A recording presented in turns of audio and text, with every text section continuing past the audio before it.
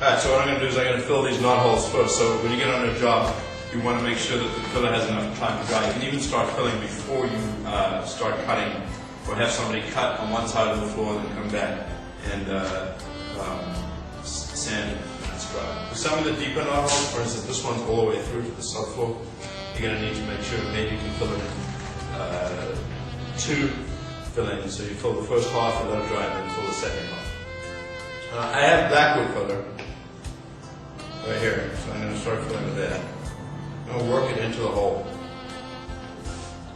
all the way underneath.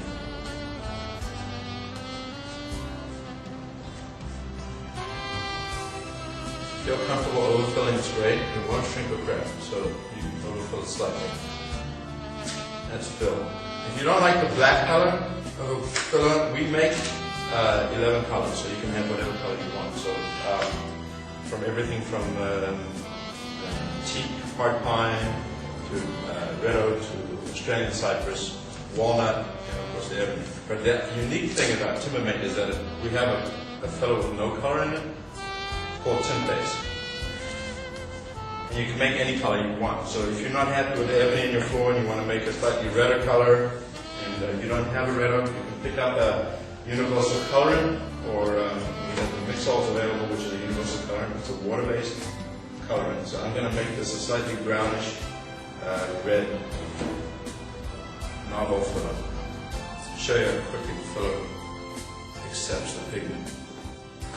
It's easy to predict the color because the color you see is the color you get. It's 100% predictable. So dry lighter. We'll come right back to that color and put the finish on. Take any coating you put on anything. Oils, moisture cure, anything. Water-based.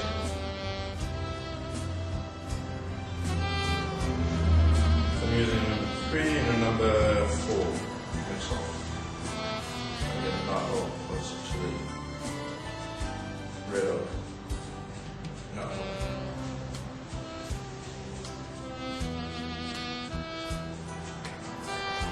If you want, you can mix that existing filler with it if you want a little darker. So I'm going to mix a little black in there.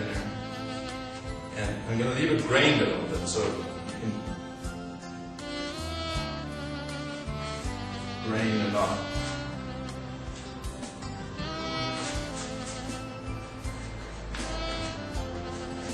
Leave any knot debris in the knot, because what helps it structurally. If the debris is in there, the filler actually bonds to the debris and holds the knot in place really well. And especially with Australian cypress, it works great. So these knot holes over here will dry about 15-20 minutes depending on the ambient humidity. The big knot hole that I filled here, which is about ½ an inch in diameter all the way down to the subfloor, probably need to be overnight. Unless you're doing it in 2 steps where you can do the bottom dry in about 2 hours and then you can put the top on. The filler dries from the top down. So on the deeper holes, the top will dry before the bottom, and then the bottom will take a lot longer to dry.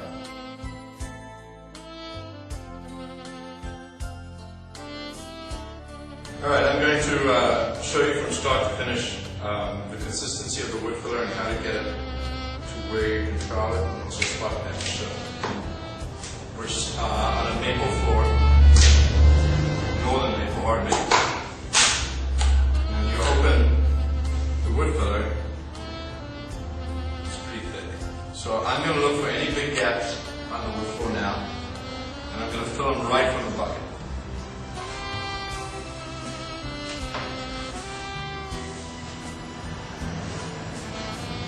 Not many. I'm using a plastic spatula because a metal spatula may give you black marks from that wood filler. Carbon steel in the metal spatula reacts with the oxides in the wood filler and turns the wood filler black. It'll sand it right off. It'll freak you out when you see it, but it'll sand right off. Also, when you open the tub, just smell the odor of smell of antiseptic, the same thing that you find on Band-Aids. It stops you from going mold in the tub, gives an unlimited shelf life, and allows you to reconstitute it if it's drying out in the tub. I'm going to add a little bit of warm water in here. I'll show you out here. When we'll mix the water into it so we can get a nice soupy yogurt-like consistency. I'm making a trout.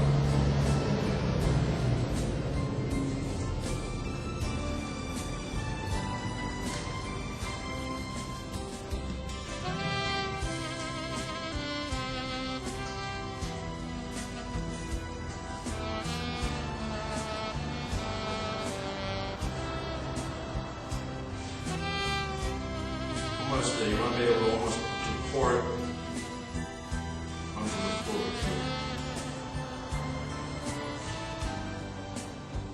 Okay. Now it's chow ready. Chow.